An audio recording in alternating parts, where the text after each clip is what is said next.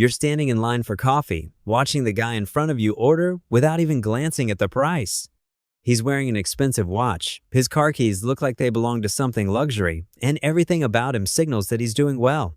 He looks successful. He looks wealthy. But here's the uncomfortable truth. Statistically, there's about a 75% chance he has less than $15,000 actually saved. On paper, his life probably looks stable. A real job, a solid income, a career that's moving forward. From the outside, it all seems fine. But when you zoom out, you realize the problem isn't that money isn't coming in, it's that none of it is staying. This is where most people get confused, and it's a confusion that quietly ruins decades of financial potential. Income and wealth are not the same thing. Income is what passes through your hands every 2 weeks. Wealth is what remains after the paycheck disappears and keeps working long after you stop. You can earn 6 figures and still be broke. You can earn $50,000 and be building real security. The difference has almost nothing to do with your salary and everything to do with what happens after you get paid. Most people treat a raise like permission to upgrade their life.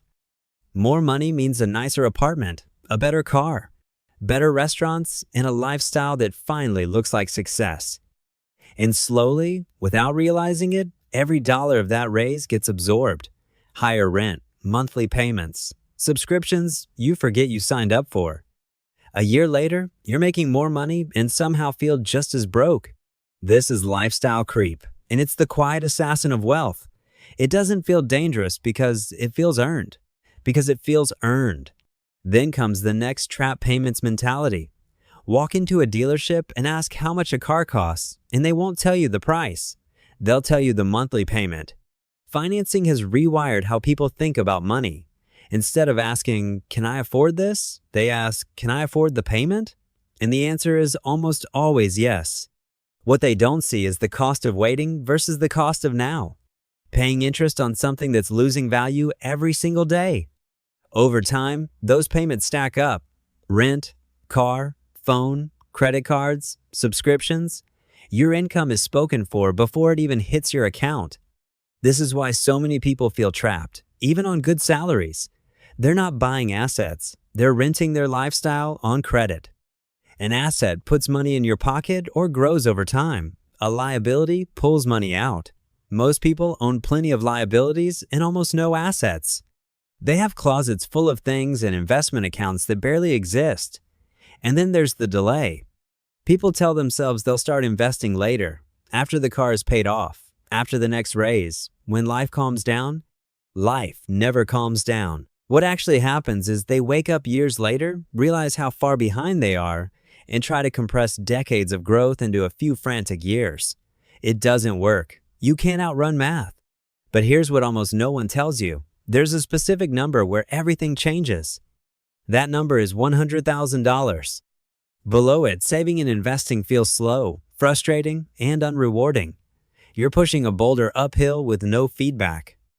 At $100,000 invested, the game shifts. Your money starts making real money without your effort. 8% on $100,000 is $8,000 a year. That's hundreds of dollars a month appearing without you working more hours. And that changes something in your brain. Investing stops feeling theoretical. It becomes real. From there, compounding finally starts doing the heavy lifting. The second $100,000 comes faster. Then the next comes even faster. What took years of discipline suddenly accelerates, not because you changed, but because the base got bigger. Delay that first milestone, and the cost is invisible but massive. A few years of waiting can erase hundreds of thousands in future growth. This isn't about intelligence, it's about behavior. Specifically, the ability to delay gratification long enough for time to work. We live in a culture designed to make accumulation feel wrong. Every message tells you to spend now, upgrade now, enjoy now. Spending feels justified. You worked hard. You deserve it. But hard work isn't supposed to buy comfort today at the expense of freedom tomorrow. It's supposed to build something. And here's the unsexy truth. If you want to reach 100,000, you'll have to live like you're broke for a while even when you're not. That means saying no. A lot. No to trips. No to upgrades. No to things that don't actually move your life forward. It's boring. It's repetitive, and it doesn't last forever. Once you cross that threshold, the pressure eases. The money starts helping you instead of fighting you. The people who skip this phase stay stuck wondering why they feel broke on good incomes. The people who survive it quietly build something real. The first 100,000 isn't just a number, it's proof. Proof that you can ignore the noise, delay gratification, trust the math. And once you've done that once, the rest becomes momentum.